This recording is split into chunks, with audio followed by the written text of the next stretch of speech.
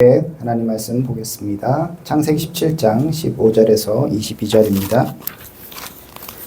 창세기 17장 15절에서 22절입니다.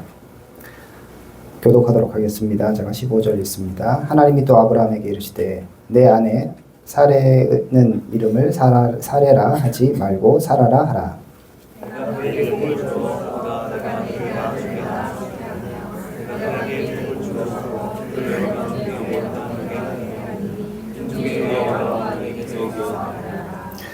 아브라함이 엎드려 웃으며 마음속으로 이르되 100세 된 사람이 어찌 자식을 낳을까? 사라는 90세니 어찌 출산하리요 하고 아브라함이 하나님께 아뢰되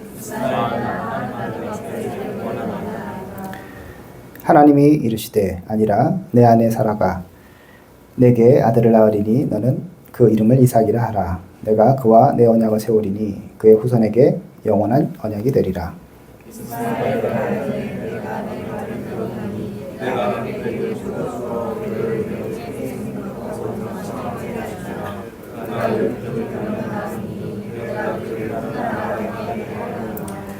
내 언약은 내가 내년 이 시기에 사라가 내게 낳을 이삭과 세우리라.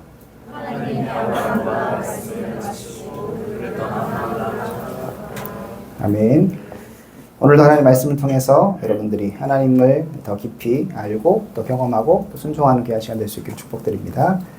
자, 오늘 하나님께서 아브라함에게 99세 때 말씀하셨던 세 가지 중에 마지막입니다. 첫 번째는 아브라함이 이름을 바꿔주셨죠. 그러면서 네가 여러 민족의 아버지가 될 것이다 이 얘기하셨고요. 두 번째는 할례를 행하라는 그 언약을 지키라고 말씀하셨고요. 세 번째가 이제 오늘 말씀 사라의 이름을 바꾸시고 그 다음에 아들을 주시겠다라는 말씀입니다.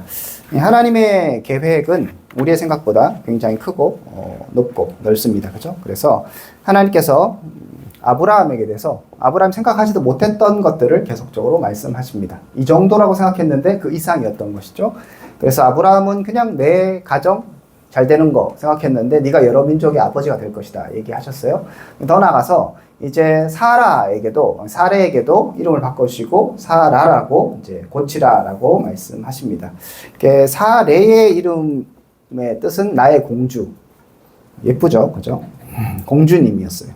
얼굴도 예쁘고 그러니까 아주 어울리는 이름인 것 같습니다. 그런데 이제 사라는 보편적 공주 혹은 여왕이라는 뜻인데 이거에 대해서 성경은 뭐라고 얘기하냐면 16절에 그를 여러 민족의 어머니가 되게 하리니 민족의 여러 왕이 그에게서 날 것이다 라고 얘기합니다. 그러니까 아브라함을 아브라함으로 바꾼 거하고 똑같은 의미라고 보시면 되겠어요. 여러 민족의 어머니, 그런 열국의 어머니가 될 것이라는 것들을 얘기하십니다. 그러니까 아브라함이나 사라나 너희들이 지향하는 바가 네 가족, 네가 애 하나 낳고 네가 그냥 번성하고 네가 성공하고 거기에 집중하지 마라라고 얘기하시는 거죠. 그래서 이름까지도 완전히 바꾸시면서 정체성을 확실하게 새롭게 하시는 것이 하나님의 뜻입니다. 자, 그러면서 얘기하시는 것이 이제 여러 민족의 아버지가 될 것이고 여러 민족의 어머니가 될 것인데 특별하게 사라에게 또 약속을 주시면서 사라는 아들을 낳게 될 것이다 라고 얘기하죠. 16절에 내가 그에게 복을 주어 그가 내게 아들을 낳아 주게 하며 이렇게 얘기합니다. 그래서 사라가 이제 아들을 낳을 것이라는 것을 드디어 말씀하십니다. 여기에서 사라가 지금 몇 살이에요? 예, 성경 90이라고 되어 있는데 정확하게는 아마 89세였을 것 같은데 이제 아브라함이 너무 놀라갖고 뻥튀기 한 것 같아요. 느낌 있잖아요. 이제 반올림 한 거죠. 아브라함이 하나님 말씀 듣고 어떻게 반응했는가 이 부분은 이제 제가 지난번에 한번 말씀드렸습니다. 아브라함의 생각에는 그냥 있음하라고 즐겁게 재미나게 그냥 잘 지내면 좋을 것 같았어요. 이제 이 정도면 됐다라고 생각했던 그때에 하나님께서 갑자기 뻥 나타나서 세 가지를 두두두두 얘기하십니다. 그런데 이제 세 번째가 굉장히 걸리는 부분이에요. 왜냐하면 이스마엘이 걸리기 때문이죠. 자기가 저지르는 일이 있고 사라가 저지르는 일인 거죠. 그리고 그냥 자기들끼리 해결할 문제가 아니라 진짜 이스마엘이라는 인간이 하나 태어나갖고 13살이 된 상황이에요. 그러니까 얘가 지금 있는 상황에서 갑자기 아이를 준다는 게 너무 좋기도 하지만 부담스럽기도 하고 특별하게 준다는 그 이야기가 아브라함에게 쉽게 받아들여지진 않는 상황입니다. 아브라함이 지금 하나님의 말씀에 대해서 어떻게 반응하는가 17절에 이렇게 돼 있죠. 아브라함이 엎드려 웃으며 마음속으로 이르되, 이제 마음속으로 얘기를 하게 했습니다. 100세 된 사람이 어찌 자식을 낳을까? 사라는 90세니 어찌 출산하리요? 여기서 뻥튀기 하죠, 그죠? 그러니까 안 되니까 이거를 89세에서 90세로 다 하면서 진짜 안 될 것 같은데? 라고 얘기합니다. 자기도 100세 이렇게 얘기하고, 원래 99세죠. 그러면서 야, 내가 이 정도로 나이가 들었는데 이게 되는 일이냐라고 이제 하나님 말씀에 대해서 아멘 이게 아니라 안 될 것 같은데 굳이 왜? 안 돼, 불가능인데? 라고 얘기합니다. 그러면서 지난번에 봤던 것처럼 이스마엘이나 하나님 앞에서 살기를 원합니다. 하나님의 말씀에 대해서 제대로 반응하지 못한 아브라함이 이렇게 했던 이유는 뭐 한 두 가지 정도로 생각할 수 있을 것 같아요. 첫 번째는 일단은 자기 자신을 봤어요. 자, 아브라함이 이렇게 안 될 것 같다는 이유를 든 게 뭐예요? 17절을 정확히 보면 100세 된 사람이 어찌 자식을 낳을까죠. 그러니까 자기의 나이를 본 거예요. 그죠? 그 다음에 사라는 90세니 어찌 출산하리요. 나이를 본 거죠. 지금의 상황, 내가 어떤 상황인가를 정확하게 알고 있어요.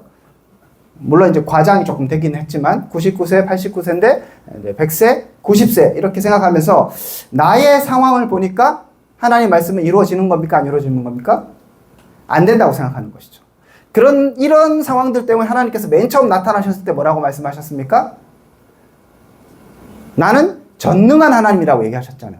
그러니까 아브라함이 계속적으로 신뢰해야 되는 건 뭐냐면 잊고 있는 것이죠. 대충 내가 조금 일하고, 그러니까 자기가 하갈을 통해서 사라와 잘 이렇게 얘기해서 하갈을 통해서 아들을 낳고, 이 얘기가 하나님의 말씀하고도 크게 위배되지도 않고 적당하게 하나님도 일하시고 나도 좀 일하고 이렇게 해서 그냥 이렇게 같이 해서 뭔가 일을 이루고 했던 그 아브라함에게 하나님은 내가 전능한 하나님이야. 네가 생각하는 것보다 더 큰 일을 하실 분이라고 얘기하면서 너의 지경을 더 넓혀서 민족과 열방을 바라보고 얘기하시고 그렇게 지금 말씀하신 거죠. 행하여 완전하라고 말씀하십니다.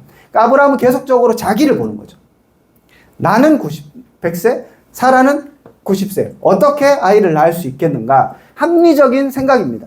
그러니까 우리가 합리적으로 좌우를 판단하고 평가하고 그렇게 하면 이런 결론이 나올 수밖에 없어요. 그런데 하나님은 거기에 대해서 더 큰 것, 전능한 하나님을 바라보라고 말씀하십니다. 두 번째로 아브라함이 받아들이지 못했던 건 우리 지난번에 살펴봤던 것처럼 나름의 자기에게는 대안이 있기 때문이에요. 그죠? 나에겐 이스마엘이 있죠. 그래서 하나님 앞에 하나님 괜찮아요. 이건 어차피 불가능하고 나에게는 대안이 있는데 이스마엘이 있으니까 이스마엘이나 하나님 앞에 살기를 원합니다. 라고 지금 아브라함이 하나님께 얘기합니다. 그래서 아브라함은 자기 자신의 현실과 상황을 보면서 하나님 말씀을 거부했고 또 나름의 보관이 있기 때문에 나름의 대안이 있기 때문에 그것에 대해서 또 거부를 하는 것을 살펴볼 수 있습니다. 그러니까 우리가 신앙생활에 똑같은 거예요. 하나님 말씀하실 때 우리가 항상 생각하는 건 우리의 현실이죠. 나의 현실이죠. 네가 하나님 앞에 더 큰 일을 해야 되고 교회를 더 섬겨야 되고 뭐 그냥 아주 그냥 쉽게 생각하면 너 리더 좀 해라. 그러면 어떻게 해요? 싫어요. 왜?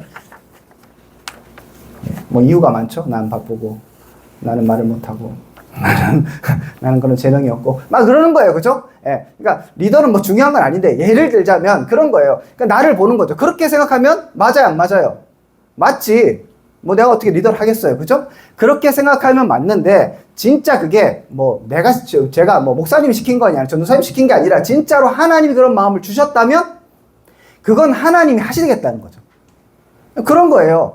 나는 자꾸 나를 중심으로 생각하고 내 자신을 보는 거죠. 내가 어떻게 그걸 할 수 있겠어요? 내가 어떻게 이것들을 이룰 수 있겠어요? 라고 생각하지만 그리고 나름의 대안은 뭐예요? 제가 하면 돼요. 그죠? 우리 항상 대안 있잖아요. 뭐 이제 뭐 이번 좀 해라, 뭘 해라, 섬겨라, 어디 가자, 뭐 하자 하면은 저는 안 돼요. 왜? 뭐 이거 어떠고 삭겜 하고 대안은 임원들이 좀 더 나서야지. 지금 리더들이 더 열심히 해야지. 왜 자꾸 이렇게?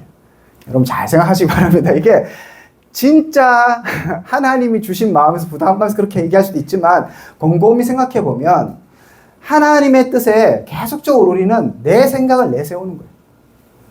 그리고 나름의 대안을 자꾸 내세웁니다. 이렇게 하면 될 거예요. 저렇게 하면 될 거예요. 내가 굳이 이런 생각을 하는데 하나님의 계획은 뭐예요? 그냥 아들 주겠다 그 얘기 아니잖아요. 민족과 열방을 바라보는 거죠.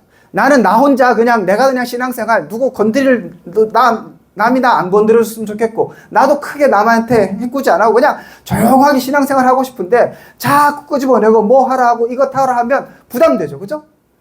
그랬을 때 여러분들이 고민해야 되는 것입니다. 신앙생활이라는 게 나를 위해서 하는 게 아닌 거예요. 하나님의 나라를 위해서 하는 거잖아요. 내가 잘 살고 내가 천국 가기 위해서 신앙생활 하는 것이 아니라 하나님의 나라와 하나님의 영광과 하나님의 교회를 위해서 하는 것이죠. 이런 측면에서 우리의 생각들이 굉장히 오염되어 있는 겁니다. 아브라함 보면 야 그것도 못 믿냐, 지금까지 하나님께서 이끌어 주셨는데 그것도 못하냐 라고 비난할지 모르겠지만 우리도 똑같은 거예요. 막상 그 현실 앞에 닥치면 우리의 마음이 동하지 않는 거죠. 여러 가지 핑계를 대는 거죠. 그 핑계가 누가 들어도 이성적으로 맞아 보이기도 해요. 누가 들어도 그렇기도 해요. 그런데 하나님은 우리를 향한 더 큰 계획이 있다는 것이죠. 그러므로 하나님 앞에 여러분들 진짜 하나님 말씀하신다면 순종하시길 바랍니다. 여기서 조금 적용적으로 들어간다면 그럼 하나님 어떻게 말씀하시는데요? 아브라함에게 다 그래도 얘기도 해주셨지만 우리에게는 하나님의 말씀이 성경이 이미 우리에게 주어져 있잖아요. 그러니까 그 성경 말씀을 하나님 앞에서 우리가 듣는다면, 받아들인다면 정말 그것을 하나님의 말씀을 받아들이며 이것저것 재고 이것저것 변명하고 핑계 대지 마세요. 그냥 안 되더라도 일단 수용하는 것이죠. 왜? 하나님이 전능한 하나님이시기 때문이죠. 하나님이 하신다고 하셨기 때문에 그 일들이 이루어지는 것입니다. 나 자신을 바라보면 안 돼요. 성품도 그렇고 가진 달란트도 그렇고 안 될 수 있습니다. 하지만 하나님 하시겠다면 가능한 것입니다. 인간의 한계를 띄워놓고 전능한 하나님을 바라보시기를 축복드립니다. 자, 이렇게 하나님께서 아브라함에게 세 가지를 탁탁탁 얘기하셨어요.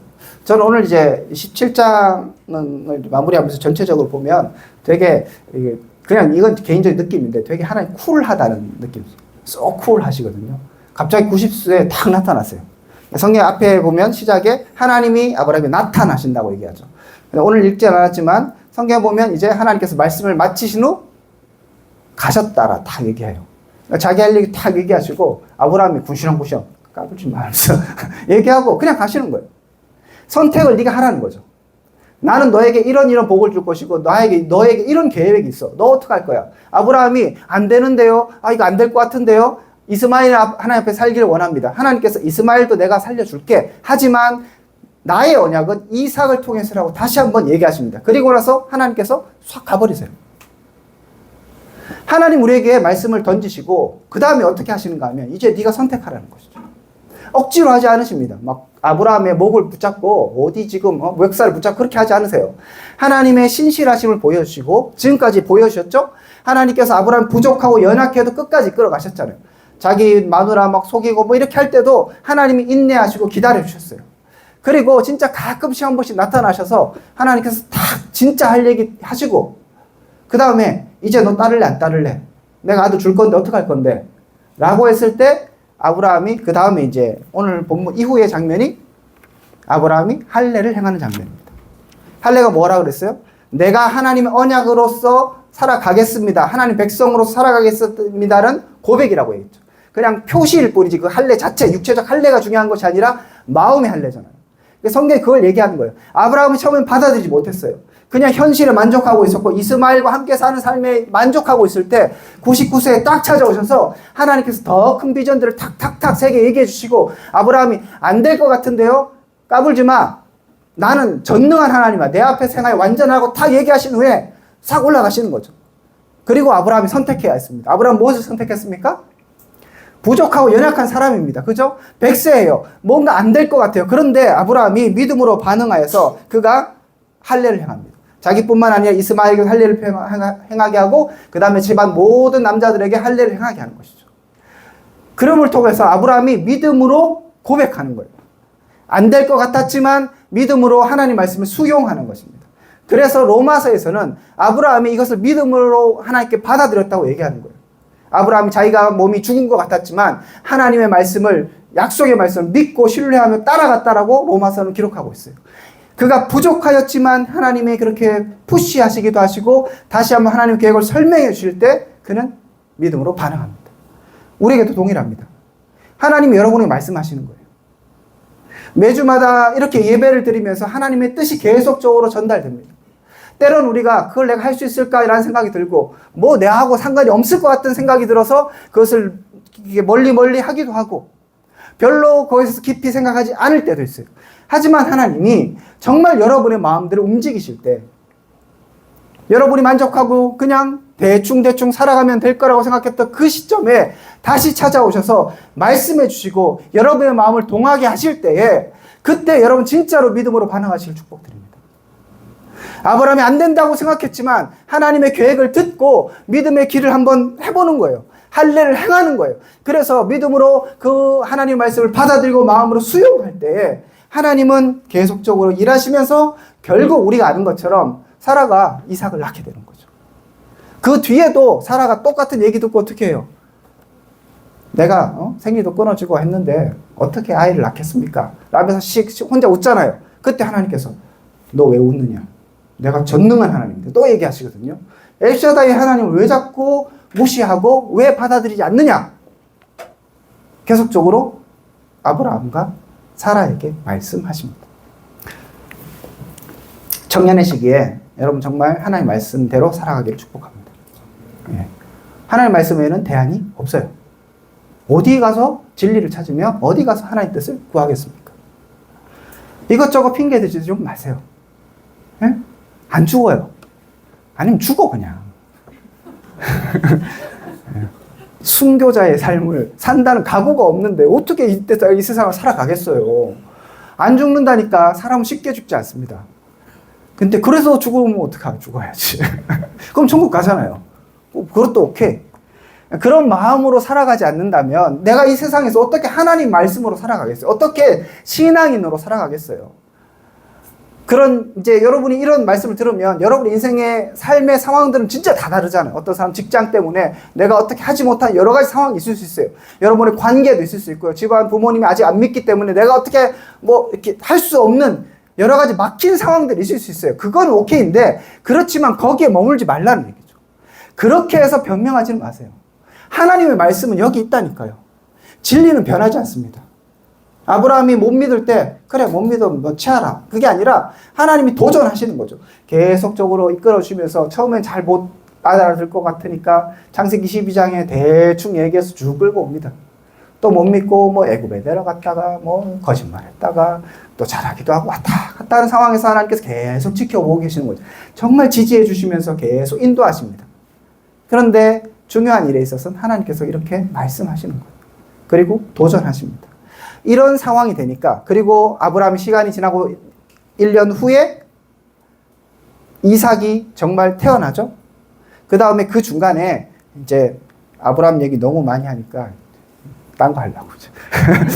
근데 어쨌든 아브라함이 중간에 소돔과 고모라 이렇게 그걸 보면서 야 하나님이 나만 관심 있는 게 아니라 소돔과 고모라 땅의 공의와 진리를 생각하고 계시고 이 땅을 막 심판도 하시고 그런 거기 가운데서 의로운 롯도 구원하시고 이렇게 막 일하고 계시는 하나님을 보는 거예요. 그렇게 하면서 진짜 자기 아들도 태어나는 것들을 보면서 나중에 이스마엘 야 집안에서 내보내 할 때 기꺼이 내보낼 수 있는 거예요. 왜냐하면 하나님 약속이 있거든요.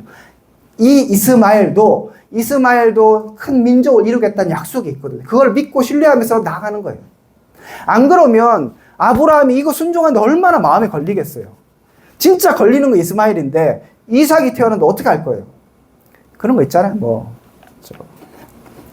옛날 그 사극 같은 데 보면 서자가 딱 있는데 걔가 이제 왕이 될 줄 알았는데 갑자기 정실에게서 아가 태어나면 어떻게 되는 거예요? 이제 복잡해지는 거잖아요. 뭐 그런 얘기잖아요.